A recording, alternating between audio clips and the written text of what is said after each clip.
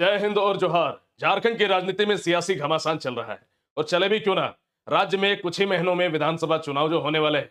अपने पिछले वीडियो में मैंने आप लोगों को समझाया था कि कैसे पूर्व मुख्यमंत्री चंपई सोरेन जेएमएम से खफा चल रहे हैं, नाराज चल रहे हैं और बहुत जल्द जेएमएम से इस्तीफा देने वाले हैं।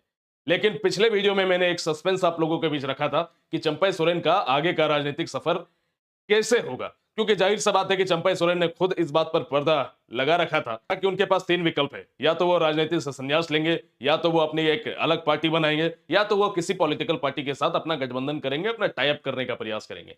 तो इसी में कल देर रात को पूर्व मुख्यमंत्री चंपई सोरेन जेएमएम से इस्तीफा दे चुके हैं। और जैसे कि पिछले दिनों वो गृह मंत्री अमित शाह से मिले थे और उन्होंने खुद भी इस बात को सार्वजनिक मीडिया के सामने रख दिया कि हम भारतीय जनता पार्टी को ज्वाइन करने वाले हैं। तो आज के इस वीडियो में हम लोग समझते हैं कि पूर्व मुख्यमंत्री चंपई सोरेन का आगे का राजनीतिक सफर कैसा हो सकता है। भारतीय जनता पार्टी तो वो ज्वाइन कर रहे, इतना तो कंफर्म है, लेकिन बाबूलाल मरांडी को साइड में करके क्या वो 2024 के विधानसभा चुनाव में मुख्यमंत्री पद के मुख्यमंत्री प्रत्याशी के रूप में भारतीय जनता पार्टी से चुनाव लड़ेंगे? इसको भी हम लोग जिक्र करेंगे। साथ ही उन्हें जेड प्लस सिक्योरिटी मिली है, तो जेड प्लस सिक्योरिटी क्या होती है, कैसे इन्हें मिलती है, क्या इस सिक्योरिटी की विशेषता है, इन सभी मुद्दों पर हम लोग बात करने वाले हैं। तो हमेशा की तरह कहानी को बिल्कुल शुरू से शुरू करते हैं। अपने पिछले वीडियो में मैंने आप लोगों को बता रखा था कि चंपई सोरेन जेएमएम से आखिर खफा क्यों हुए थे। 2 मिनट में उसको रिपीट करते हैं। आपको पता ही होगा कि मुख्यमंत्री हेमंत सोरेन जब जेल गए थे, ईडी की कस्टडी में गए थे, उस समय उन्होंने अपना विश्वास जाहिर करते हुए इन ये जो मुंह बोले अंकल बोलते हैं चंपई सोरेन को ये मुख्यमंत्री बना करके जाते हैं। इसके बाद चंपई सोरेन जो है राज्य में 3 महीने तक मुख्यमंत्री रहते हैं, माफ कीजिएगा 5 महीने तक मुख्यमंत्री रहते हैं।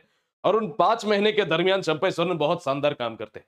चंपई सोरेन की चारों तरफ वाहवाही होती है। किसी भी मामले में प्रशासन को नेतृत्व करने के मामले में चंपई सोरेन में किसी भी तरीके का कमी हमें दिखाई नहीं पड़ता है। झारखंड की जनता जो है पूरी तरीके से संतुष्ट थी चंपई सोरेन के कार्यकाल के साथ।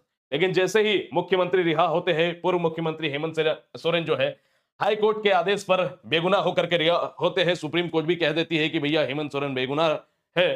तो इस वजह से वापस जब हेमंत सोरेन आ जाते हैं तो चंपई सोरेन को दरकिनार करके फिर से जो है मुख्यमंत्री के पद को ग्रहण कर लेते हैं। इस बात से चंपई सोरेन नाखुश हो जाते हैं कि जब सब कुछ हम ठीक से चला रहे थे, जब सब कुछ सब बढ़िया चल रहा था, तो हमको मुख्यमंत्री पद से हटाने का क्या ही आवश्यकता था। इन्हें इस बात का दुख हो गया कि जब हम मुख्यमंत्री के पद में थे, इनके 2 शेड्यूल थे। पहला तो था पीजीटी के छात्रों को नियुक्ति देना और एक 2 शेड्यूल और था। विधायक दल की मीटिंग इनके परमिशन के बिना रख ली गई, जबकि उसे मुख्यमंत्री ही रखता है विधायक दलों की मीटिंग। बहुत सी चीजें इन्होंने पार्टी में देखा कि मुख्यमंत्री का जो काम है उसे पार्टी के लोग कर रहे हैं, तो बहुत सारा चीजों से ये अपमानित महसूस किया, जिसमें से ये सभी कारण रहे कि विधायक दलों की बैठक मुख्यमंत्री के द्वारा ना बुलाना। जब ये कह दिए कि दोपहर में आएंगे तो इनकी बातों को टाल करके सारे इनके जो प्रोग्राम्स थे, जितने भी शेड्यूल थे, उसको हटा करके इन्हें जबरन तरीके से एक तरीके से बुलाया गया, जबकि ये पार्टी के सबसे सीनियर नेता है। पीजीटी के छात्रों को नियुक्ति पत्र देना था, उस भी प्रोग्राम को कैंसिल कर दिया। इनके जितनी भी सभाएं थे उसे कैंसिल कर दिया गया। इस बात से खासा नाराज हो गए चंपई सोरेन। तो इसके बाद जाहिर सा बात है कि विधायक दलों की मीटिंग हुई और विधायक दलों की मीटिंग में चंपई सोरेन को कहा गया कि आप मुख्यमंत्री के पद से इस्तीफा दीजिए और हेमंत सोरेन हमारे फिर से जो है मुख्यमंत्री झारखंड राज्य के बनने जा रहे हैं। हमारे विधायक दलों ने यही माना है। चंपई सोरेन ने तुरंत इस्तीफा दे दिया, लेकिन चूंकि इनके साथ बहुत अपमानित सा व्यवहार हुआ, जिस वजह से इन्हें बहुत दुख हुआ कि हम सबसे सीनियर नेता है और मुझे ही इन्होंने अपमानित कर दिया। और तब से चंपई सोरेन जो है हाल ही में पिछले कुछ दिनों से सुर्खियों में है कि वो जेएमएम से इस्तीफा देंगे, क्योंकि उन्होंने ही इस बात को कंफर्म किया कि वो जेएमएम को झारखंड मुक्ति मोर्चा को इस्तीफा दे रहे हैं। और पूरा कारण उन्होंने ट्विटर में लिख के दिया था, जिसको मैंने पिछले वीडियो में कवर कर दिया। अब आप पिछले दिनों से देख पा रहे होंगे कि भारतीय जनता पार्टी के 2 लोकप्रिय चेहरा, जिन्हें जिम्मेदारी दी गई है झारखंड के विधानसभा चुनाव में नेतृत्व करने की, जीत झारखंड में भारतीय जनता पार्टी को दिलाने की, उसमें से एक है हेमंता विश्व शर्मा, असम के मुख्यमंत्री। इनके साथ काफी करीबिया चंपई सोरेन की देखी जा रही है। वही अगर केंद्रीय कृषि मंत्री शिवराज सिंह चौहान के बारे में बात करते हैं, उनके साथ भी चंपई सोरेन की कई तस्वीरें सामने आई। इसके बाद तो यह कंफर्म हो गया कि चंपई सोरेन की भारतीय जनता पार्टी में शामिल करने की बातें आ रही है और सियासी गलियारों में यही बातें आगे बढ़ती है। और कुछ दिनों पहले, आज से 2 दिनों पहले, आप लोगों को यह तस्वीर दिखती है जहां पे चंपई सोरेन पहले तो दिल्ली गए थे, तो उन्होंने बोला कि हम अपने नाती से मिलने के लिए गए थे। लेकिन अब ये तो कंफर्म हो गया इस तस्वीर के माध्यम से कि इस बार जो चंपई सोरेन पिछले 2 दिनों पहले दिल्ली गए थे, तो गृह मंत्री अमित शाह से मिलने के लिए गए थे। अब जाहिर सा बात है कि बीजेपी के चाणक्य बोले जाते हैं गृह मंत्री अमित शाह। अब बीजेपी के चाणक्य है, तो इनके साथ पूरा मीटिंग फिक्स हुआ, सारी बातों पर डिस्कशन हुआ। पहले चंपई सोरेन ने 3 बातें अनाउंस रखी थी। राजनीति से संन्यास, किसी अलग पार्टी को बनाएंगे या तो किसी और पार्टी के साथ हम गठबंधन करेंगे। पिछले दिनों से बहुत सारी चीजों को लेकर के ये कंफर्म नहीं कर रहे थे। न्यूज ये भी आ रही थी कि ये एक अलग पार्टी बनाएंगे, इसका भी स्टेटमेंट जारी कर दिया था चंपई सोरेन ने। लेकिन बाद में जाकर के जब ये तस्वीर सामने आई तब ये कंफर्म हुआ कि भारतीय जनता पार्टी में चंपई सोरेन शामिल हो रहे हैं।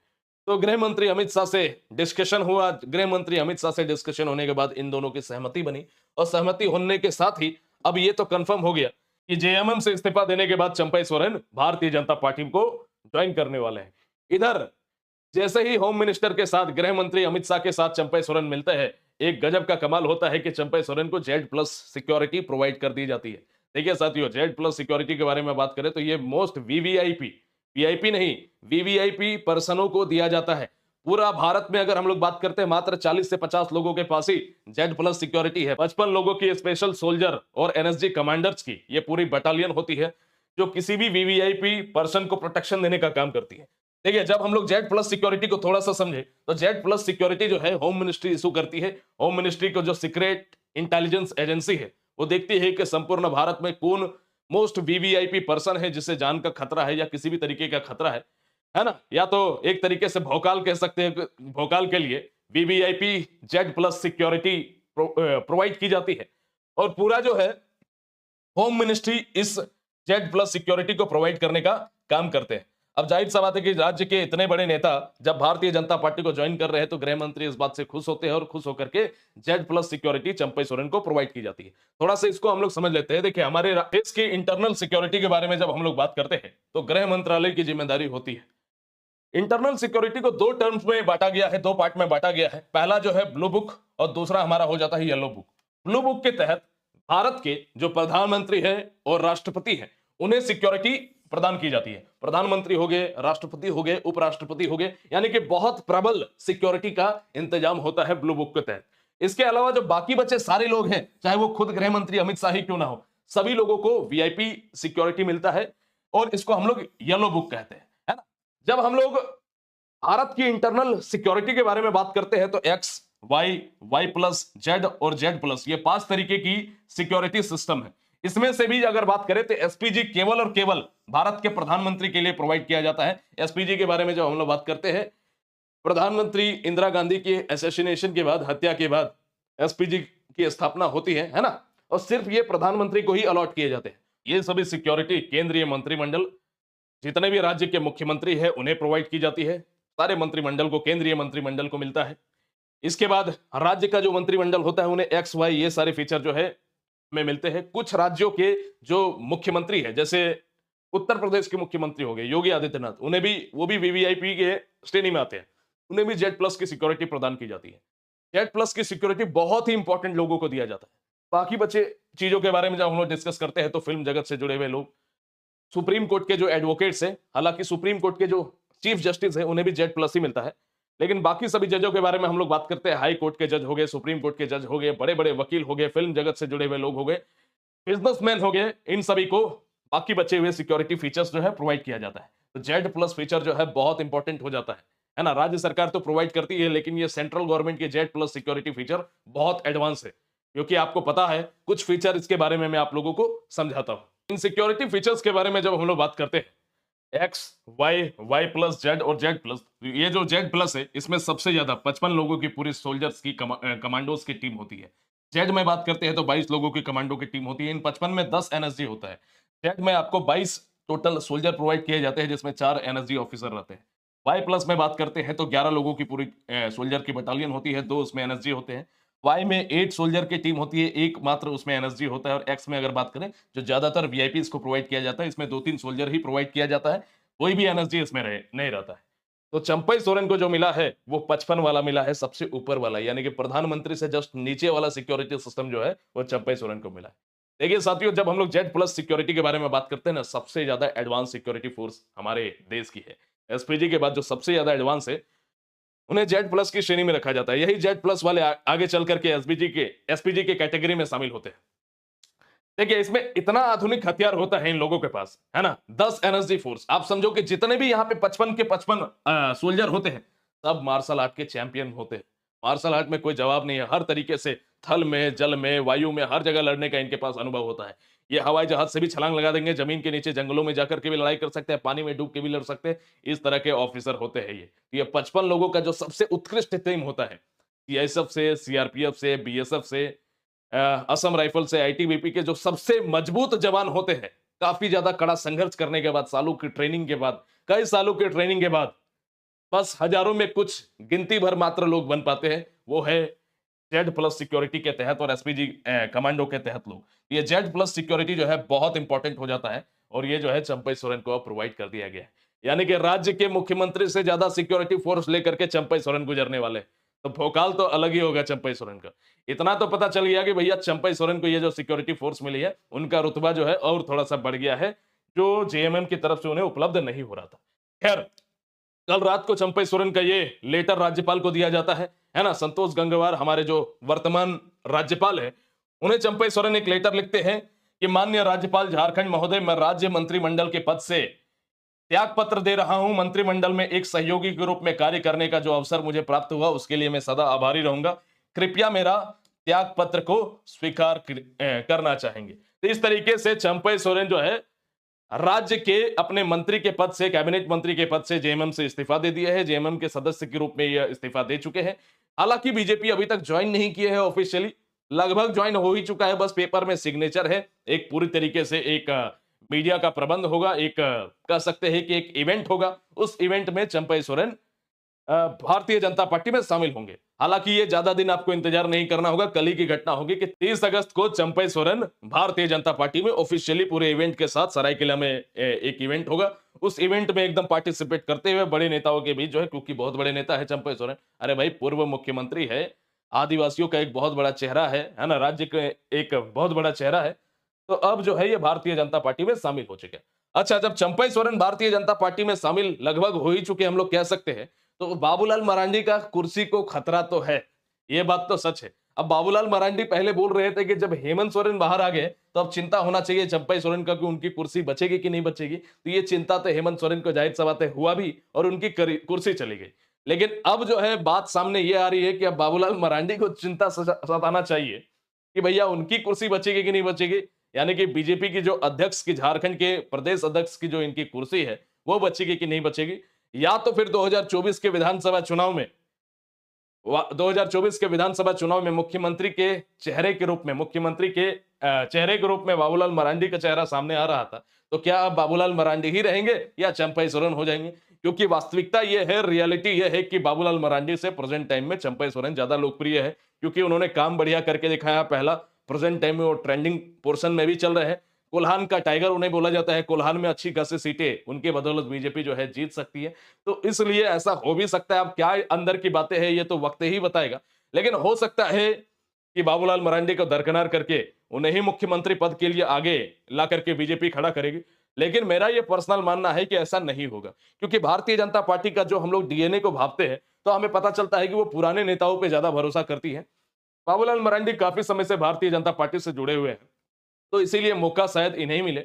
ये इस बार अगर अच्छा परफॉर्म अगर नहीं करते हैं, भारतीय जनता पार्टी हार जाते हैं, तो हो सकता है कि अगले विधानसभा चुनाव में चंपई सोरेन को मौका मिले। या तो अंदर क्या बात हुई है, हो भी सकता है, नहीं भी हो सकता है। मुझे ऐसा लगता है कि ऐसा नहीं होगा।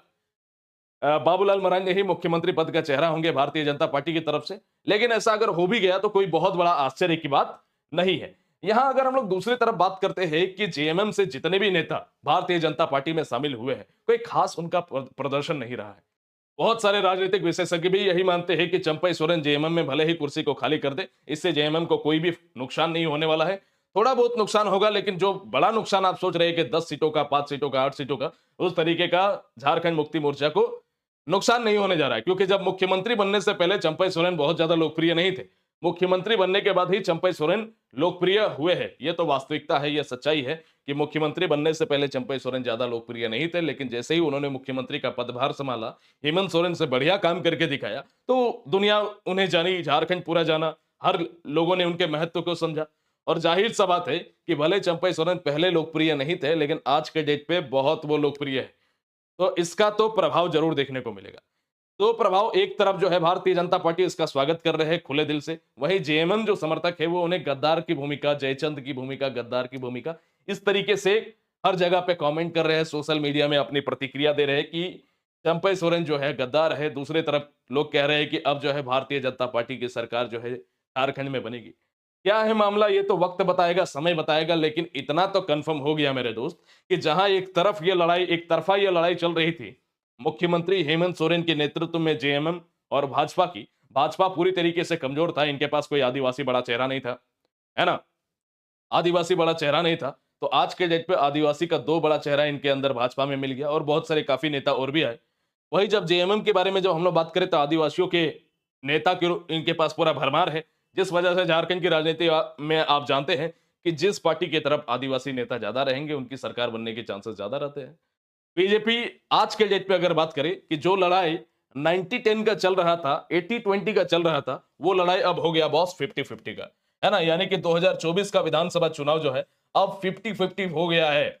अब आएगा गेम में मजा, अब आएगा झारखंड की राजनीति को देखने में मजा, क्योंकि जब सियासी लड़ाई जब बराबरी में हो तभी लड़ाई देखने में मजा आता है, खेल बराबरी में हो तभी वो खेल को जीतने में मजा आता है। तो वही चीज है कि आज के डेट पे जेएमएम और कांग्रेस का गठबंधन और इधर आजसू और बीजेपी का गठबंधन, ये दोनों जो है 50-50 पोजीशन में पहुंच चुकी है झारखंड की राजनीति में। और ये सारा क्रेडिट हेमंता विश्व शर्मा और केंद्रीय कृषि मंत्री शिवराज सिंह चौहान को जाता है, जिन्होंने जिम्मेदारी ली कि झारखंड की राजनीति में भारतीय जनता पार्टी की सरकार इस बार बनानी है।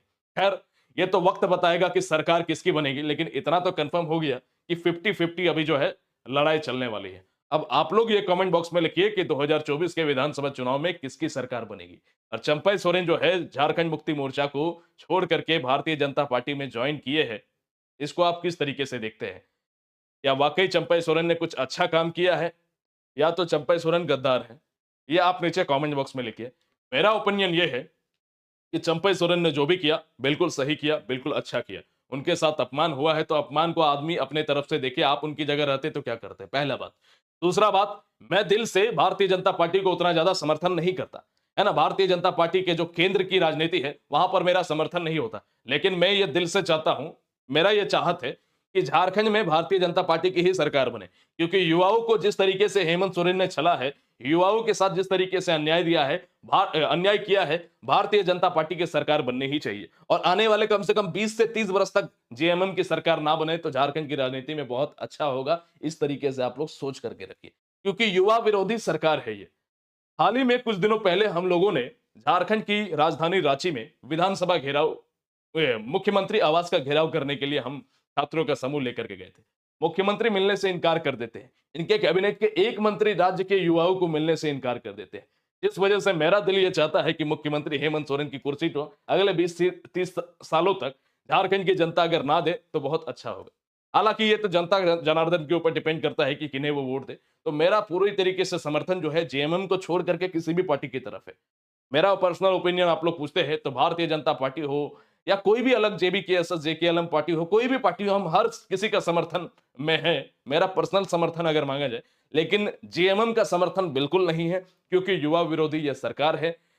इनका जो काम है, जैसे मैंने आपको पिछले वीडियो में बताया था कि 100 से मात्र 70% काम इनके पेंडिंग रहे, 20 से 30% काम जो है इन्होंने 5 साल के कार्यकाल में किया है। उस वीडियो को भी आप लोग देख लीजिएगा। जब ये वीडियो खत्म होगा तो इंडिया स्क्रीन में आप लोगों को दिखाई देगा कि मुख्यमंत्री हेमंत सोरेन और जेएमएम सरकार की 5 साल का कार्यकाल क्या रहा। आशा करते हैं कि ये टॉपिक आप लोगों को समझ में आया होगा कि Z+ की सिक्योरिटी क्या होती है, आगे का चंपई सोरेन का राजनीतिक सफर क्या हो सकता है। मिलेंगे आप लोगों से अगले वीडियो में, तब तक के लिए सभी को जय हिंद, सभी को झारखंडी जोहार।